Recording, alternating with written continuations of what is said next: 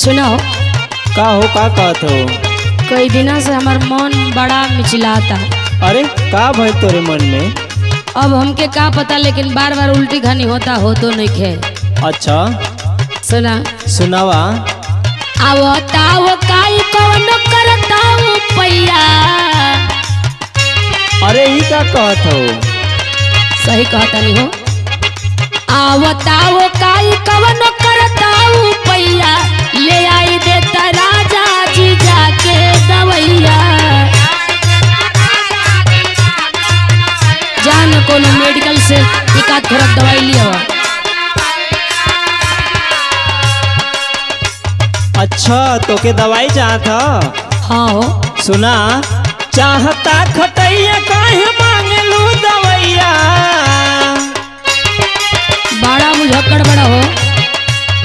चाहता खटैया काहे मांगलू दवैया, बाजी घर में अब बधैया ये धनिया। अब लागत बा कि खुशखबरी सुनाई। तोहार सेल का एकदम सही है।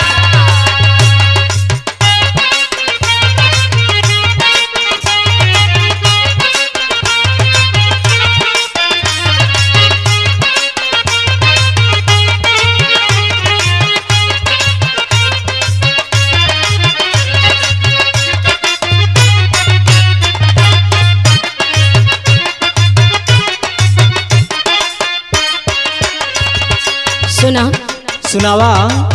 कोई दिन से सोचत रही कोही कोही, लेकिन कह ना पावत रही हम। अरे तो अंदर का बात तो के बोले के न चाहिए हमसे। कहिए से राजा हमके ऐसन बुझाता।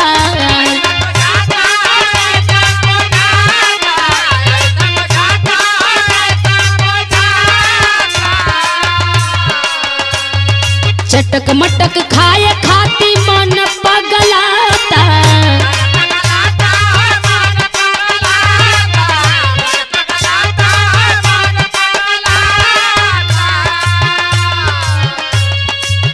कहिए से राजा हमके ऐसन बुझाता, चटक मटक खाए खाती मन पगलाता। मन मोरा तीती भइल जराता गोटैया।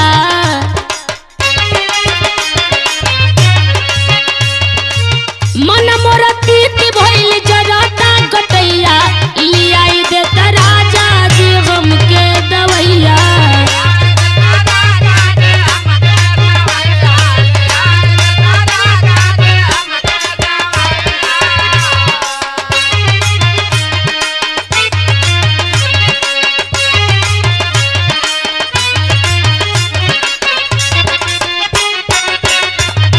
और बर्गर पिज्जा ले ले है, मोमो ले ले है, चाउमीन ले ले है।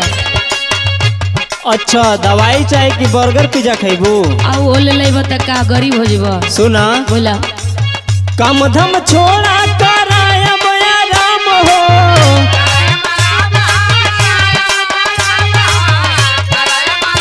ज्यादा हम ये सोचत रही हम। मन बट फीका तो खाला खटायाम हो।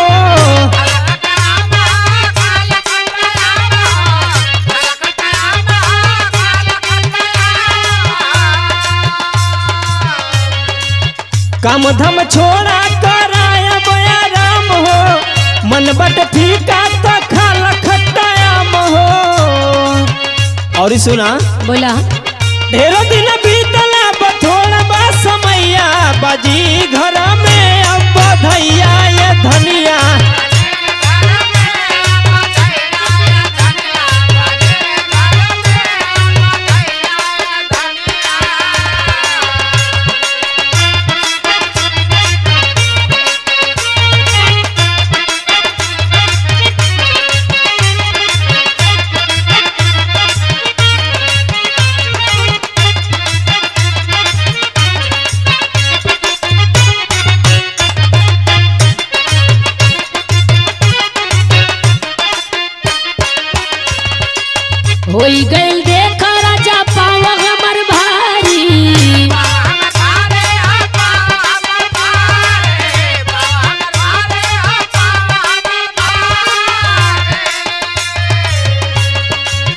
शरीर सरक जाता कमर से सारी।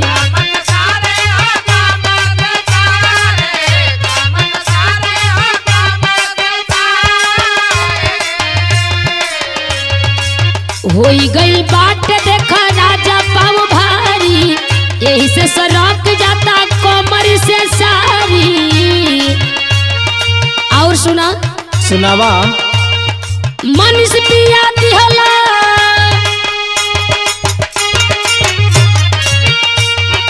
मनीष पिया दिहला कवन तू तसुइया, लियाई देता राजा जी जाके दवैया।